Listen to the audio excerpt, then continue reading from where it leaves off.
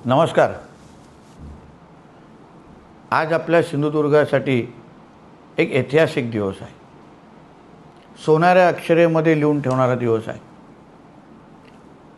आदरणीय राणे साहेबांनी आपल्या सिंधुदुर्ग जिल्ह्याला पर्यटन जिल्हा म्हणून ओळख दिली। महाराष्ट्रातला एकमेव पर्यटन जिल्हा म्हणून सिंधुदुर्गचं नाव पुढे आलं।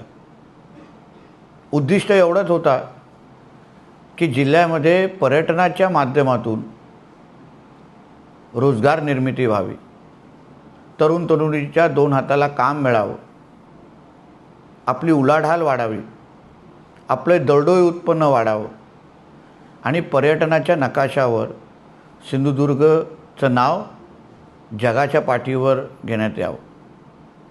आज 32 वर्षानंतर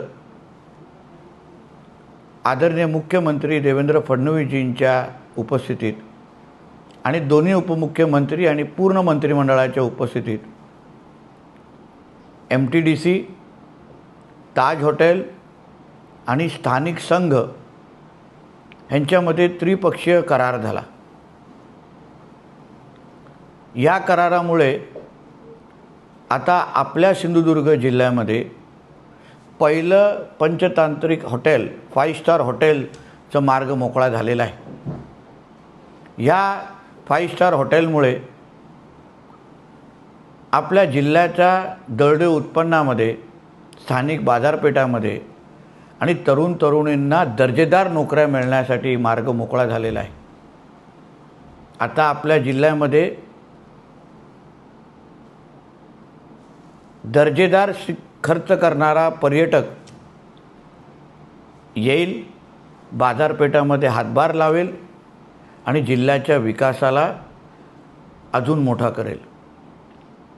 या निमित्ताने मी आदरणीय राणे साहेबांचं, स्थानिक आमदार म्हणून, माजी मंत्री म्हणून दीपक केसरकरजींचं, आदरणीय निलेश राणेजींचं, आदरणीय रवी चव्हाणजींचं सगळ्या जणांचं मनापासून आभार मानतो। त्याचबरोबर आमच्या जिल्हाधिकारी मॅडम असो, त्यांची पूर्ण महसूलची टीम असो, MTDCचे सगळे ज्येष्ठ अधिकारी असो, त्याचबरोबर पर्यटन मंत्री आदरणीय शंभूराजे देसाईजी असो आणि सर्वात महत्त्वाचं म्हणजे स्थानिक जे संघ आहे, नागरिकांचा जो संघ आहे, त्यांनी जे अतिशय सकारात्मक भूमिका घेतली, जे सहकार्य केलं, त्यामुळे आज आपल्या जिल्ह्यासाठी विकासाचे दरवाजे उघडे झालेले आहेत। यापुढे आमच्या तरुण तरुणींना रिव्हर्स मायग्रेशनच्या निमित्ताने परत एकदा आमच्या सिंधुदुर्ग जिल्ह्यामध्ये येण्यासाठी त्यांचे दारं मोकळे झालेली आहेत। आणि मी जाता जाता एवढंच सांगेन, ये तो सिर्फ शुरुआत है किंवा ये तो सिर्फ ट्रेलर है, पिक्चर तो अभी बाकी है। अजून खूप असेच पर्यटनाच्या दृष्टिकोनातून रोजगार निर्मिती करण्याचे प्रकल्प आमच्या सिंधुदुर्गाच्या उंबरठ्यावर उभे आहेत। मी सर्व सिंधुदुर्गकरांचं जिल्ह्याचा पालकमंत्री म्हणून मनापासून तुमच्या सगळ्यांचं अभिनंदन करतो। धन्यवाद। जय हिंद, जय महाराष्ट्र।